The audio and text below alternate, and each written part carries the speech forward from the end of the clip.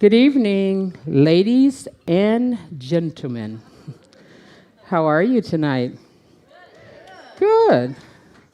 It is my pleasure to introduce our host this evening, the award-winning journalist, editor, and author, Tina Brown.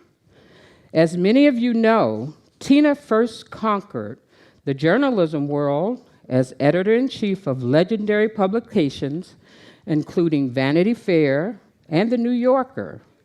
In 2008, just as news was going digital, she founded the pioneering digital news site, The Daily Beast, and it has become a beast, and snagged a Best News Website of the Year.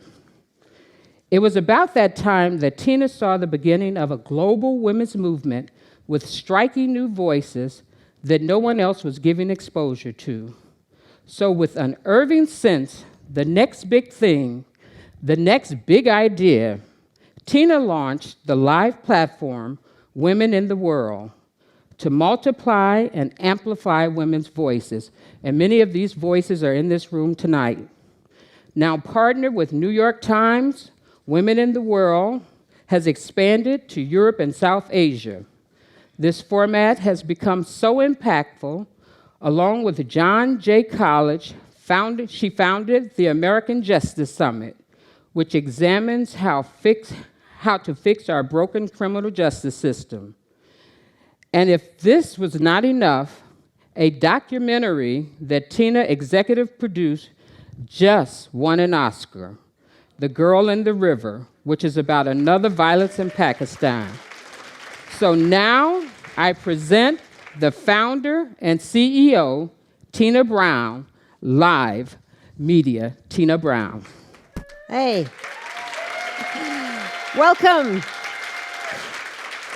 Welcome, everybody, to on International Women's Day. Here we are with Women in the World. It's wonderful to be back in Washington. And I want to thank Mignon for the lovely introduction. I can't imagine how busy she is right now as one of this town's most sought-after Democratic strategists ever since her days, of course, at the Clinton White House and the DNC.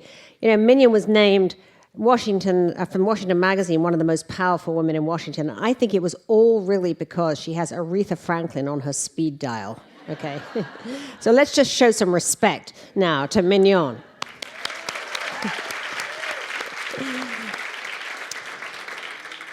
Well, there are quite a few incredible, fearless, and fascinating women that you're going to meet on our stage tonight, and there are quite a lot of you, too, in the room. And that also includes my other co-host, Dion Colvin-Lovely, the Director of Traditional and Digital Media at Toyota, whom you're going to hear from later.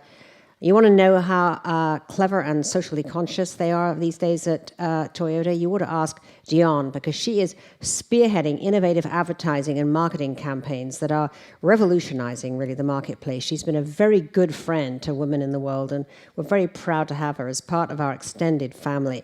And thank you to Toyota, who has been so incredibly important in making us possible, whether we're in our small salon settings like this one in Washington or in our summits in London and India and New York. We really appreciate Toyota's loyal support. But if ever there was an argument that women should rule the world, I think it's this year's presidential campaign, okay?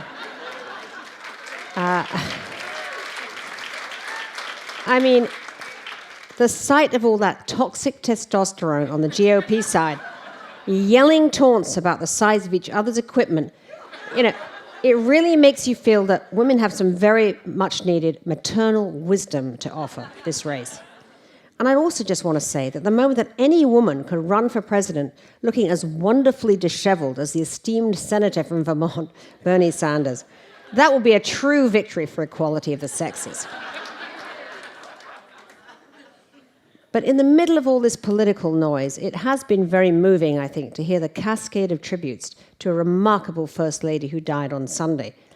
I'm told that Nancy Reagan, who I had such an interesting time at Vanity Fair, going to photo sessions to put her on our cover several times and got to know her quite well. And I'm told she was appalled by the lack of graciousness, decorum, and civility in public life today. She was a woman whose political instincts were as sharp as her style, and she always knew that the world was bigger than Washington. So we're thrilled today that we're bringing you conversation and stories with women of accomplishment in many different spheres. Every woman has a story, and Woman in the World is here to tell it. She could be the quiet hero across the street, making silent sacrifices every day to hold her family together, or she could be on the other side of the world, rescuing women and girls from the cruelty of regressive forces. She could be the tough, tenacious prosecutor who makes hunting down sex traffickers a top priority. Or she could be the daughter who turns her parents' tragedy into a fight for the soul of a nation.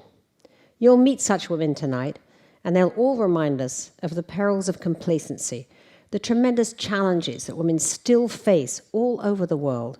And now here in America, we should not take our hard-won freedoms for granted either. So let's begin.